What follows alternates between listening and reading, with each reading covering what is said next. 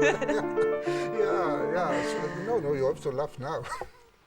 Shalom, Olga. Shalom, Arik. Tell me, playing Chopin with a Polish orchestra must be an experience. It was wonderful. I was very happy about this huge passion and deep and very emotional understanding of this music with this Do you orchestra. speak Polish? I don't. I was born in Russia. But you can understand a little bit. Very little bit. I think the grammar has some similar. But making music,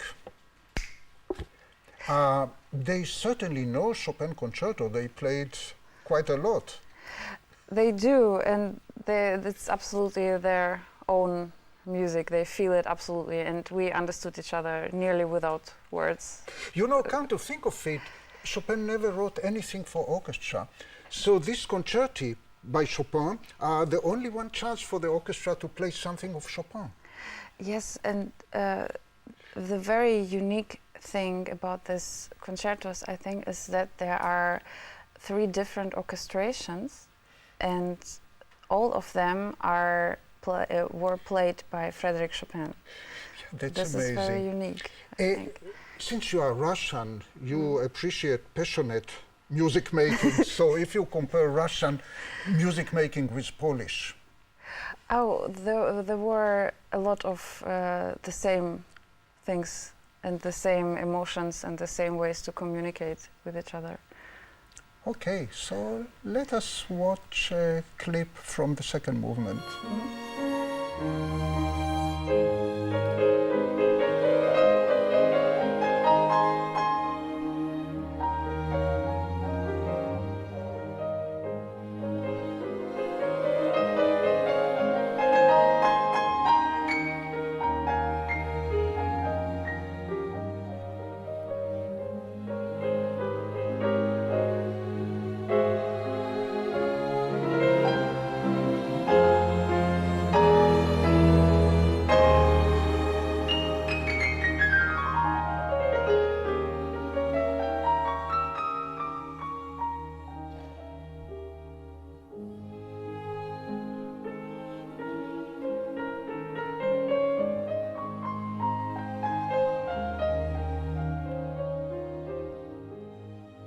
Thank you, Olga. That was really so inspirational, heart-touching Chopin playing.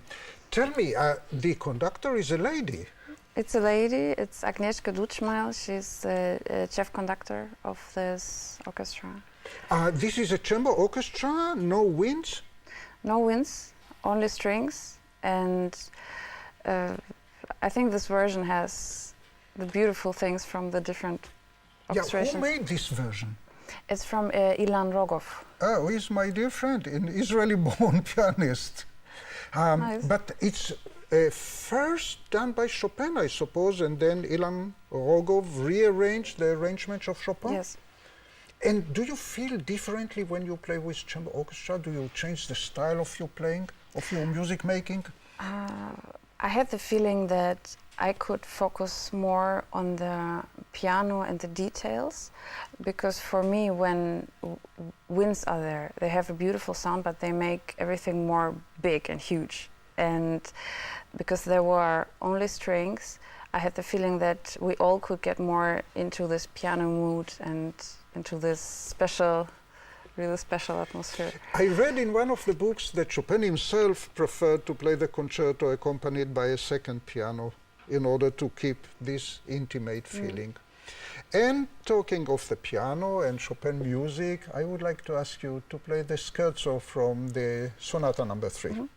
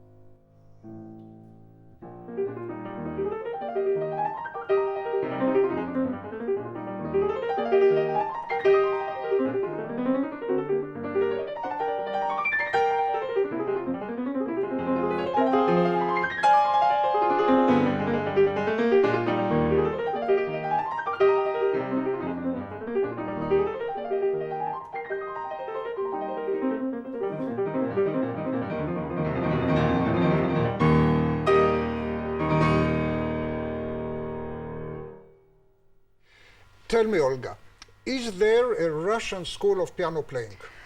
This is a very difficult question, and I actually never really know what to say because many people ask me this question.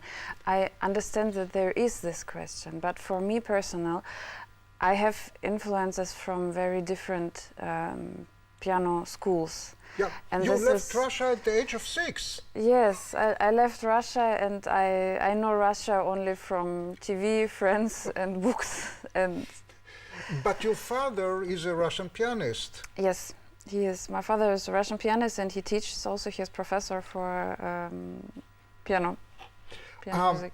Suppose there is a Russian school, and you know today in competition, in international competition, only the Russians can block a little bit the Asian invasion because all the prizes go now to Asian hands, Korean mainly. Yeah. But the Russians still are dominating. Yeah, I think it has something to do that Russians start very early to practice seriously. As my parents taught me to play the piano when I was 4 or 5, 6 years old. Your parents, your mom is also a pianist? My mother she was pianist and she is teacher for different, also for children, for adults, for beginners and for professionals. Okay, so you started at the age of 4. Yes. Did they force you to practice many hours a day? No, my parents never had this forcing that now you have to practice. It was, I come from a completely pianist family. We all have to do with piano music, and it was a normal part of our life. My parents taught me that if I want to be able to do something, I need to work for this. But they never forced me to be a pianist. It was something what I grow inside of this world. When the Russians play Rachmaninoff, something happens. What is that? I don't know. This shirokaya dusha, this big soul, big heart. Do you have a bigger heart than other people? I don't know. You should ask other people who know me. This is really a difficult question, but there are many. The tradition is extrovert and to show the real insight of the feelings, and this is what I always love to do on stage, is really to show what I feel from the deep the of my inner heart. feeling and the emotional background, and always like there is a third person who tells something contradicting. Or so you are going to play now the Vocalise by Rachmaninoff. Yes, it is. Vocalise was first written for voice, and this is what I personally find very important in the piano music, is the singing, because it's a drum instrument, but it can sing. And this piece is a very beautiful example of how a piano can sing. And I recorded a CD now, which is also called Vocalise. I took this title from this piece for the entire CD, because I think it describes the best what I wanted to say with the CD. And there are different pieces, different composers, everything what has to do with singing, and there is a lot in the literature.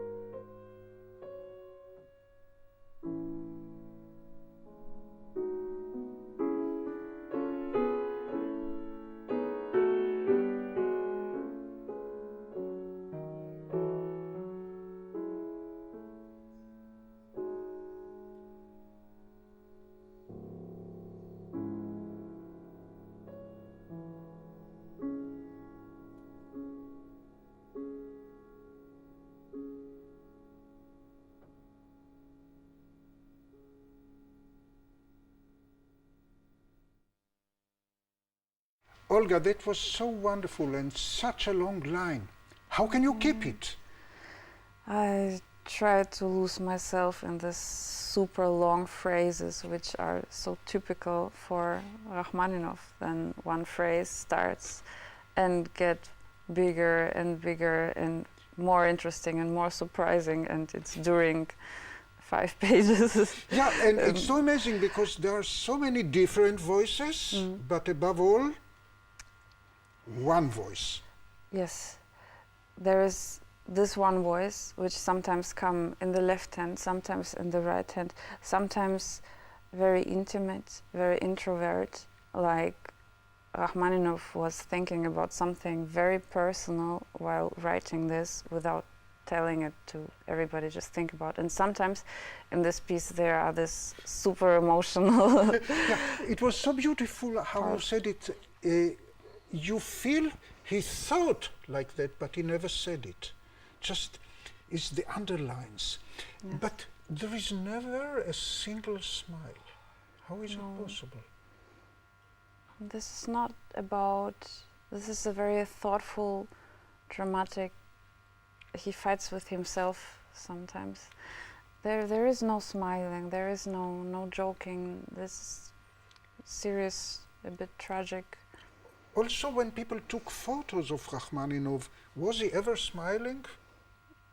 Can't remember, I think he's always very... Sometimes a bitter smile, but nothing more than that. It was maybe his personality, that he was more this serious...